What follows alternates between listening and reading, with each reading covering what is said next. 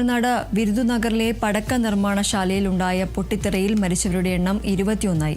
നിരവധി പേർക്ക് പരിക്കേറ്റു. വിവരങ്ങളുമായി രാജേഷ് ശ്രീനിവാസൻ ചേരുന്നു. രാജേഷ്, ദാരുണമായ വാർത്ത തന്നെയാണ് വരുന്നത്. ഇപ്പോൾ മരണസംഖ്യ ഉയരുന്ന ഒരു സാഹചര്യമാണ്. 21 പേരാണ് ഇപ്പോൾ മരിച്ചതായി റിപ്പോർട്ടുകൾ വരുന്നത്. എന്തൊക്കെയാണ് മറ്റു വിവരങ്ങൾ?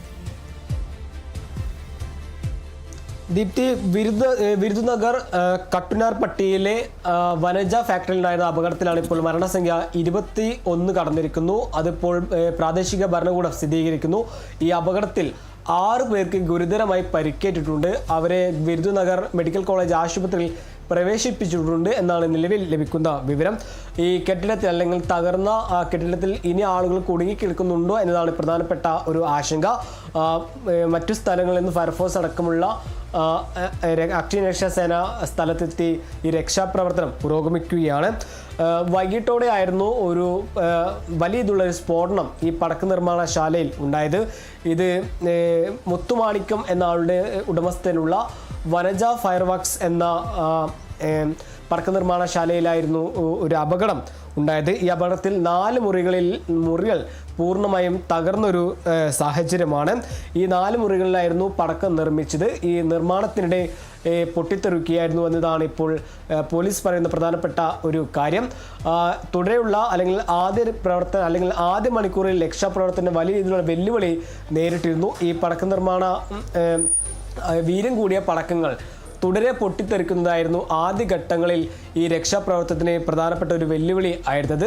തുടർന്ന് നടത്തിയ രക്ഷാപ്രവർത്തനത്തിലാണ് ഇപ്പോൾ 21 പേരുടെ മൃതശരീരം ഈ കെട്ടിടത്തിൻ്റെ അവശിഷ്ടങ്ങളിൽ നിന്നും മറ്റ് അവശിഷ്ടങ്ങൾക്കിടയിൽ നിന്നും മൃതദേഹം ഇപ്പോൾ രക്ഷാപ്രവർത്തകർ കണ്ടെത്തിയിട്ടുള്ളത്.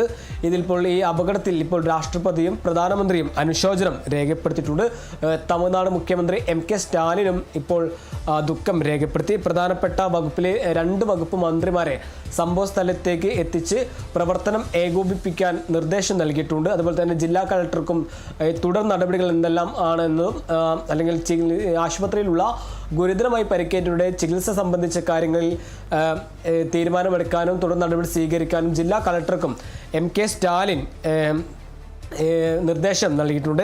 തമിഴ്നാട്ടിലെ പ്രധാനപ്പെട്ട പടക്ക നിർമ്മാണ മേഖലയാണ് ഈ വിരുദുനഗർ എന്ന് പറയുന്നത്.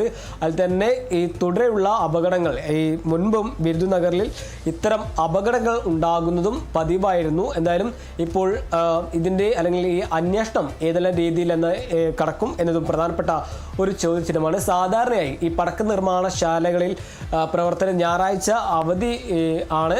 അതേസമയം തന്നെ ഇന്ന് പ്രവർത്തിക്കാൻ പ്രാദേശിക ഭരണകൂടത്തിൽ നിന്നും അനുമതി നേടിയോ എന്നതെല്ലാം പ്രധാനപ്പെട്ട ഒരു ചോദ്യചിഹ്നമാണ്. അതിലേക്കാവും ഇനി അന്വേഷണം ആരംഭിക്കുക.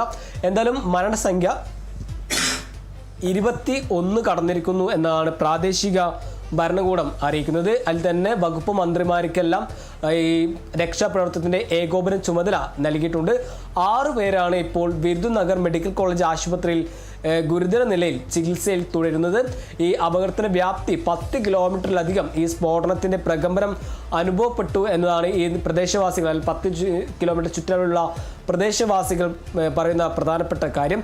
എന്തായാലും രക്ഷാപ്രവർത്തനം പുരോഗമിക്കുകയാണ്. ഈ മരണസംഖ്യ കൂടാനുള്ള ഒരു സാഹചര്യവും അല്ലെങ്കിൽ ഈ അപകടത്തിൻ്റെ വ്യാപ്തിയും ഇപ്പോൾ പ്രാദേശിക ഭരണകൂടം വിലയിരുത്തുന്നു. ദീപ്തി, ശരി, എന്തായാലും ദാരുണമായ വാർത്തയാണ് വരുന്നത്. 21 പേരാണ് ഇപ്പോൾ മരിച്ചതായി റിപ്പോർട്ടുകൾ വരുന്നത്. വിരുദുനഗറിലെ പടക്ക നിർമ്മാണശാലയിലാണ് പൊട്ടിത്തെറി ഉണ്ടായത്. ഇതിൽ 21 പേരുടെ മരണമാണ് ഇപ്പോൾ സ്ഥിരീകരിച്ചിരിക്കുന്നത്. നിരവധി പേർക്ക് പരിക്കേറ്റിട്ടുണ്ട്. രാജേഷ് ശ്രീനിവാസനാണ് വിവരങ്ങൾ നൽകിയത്.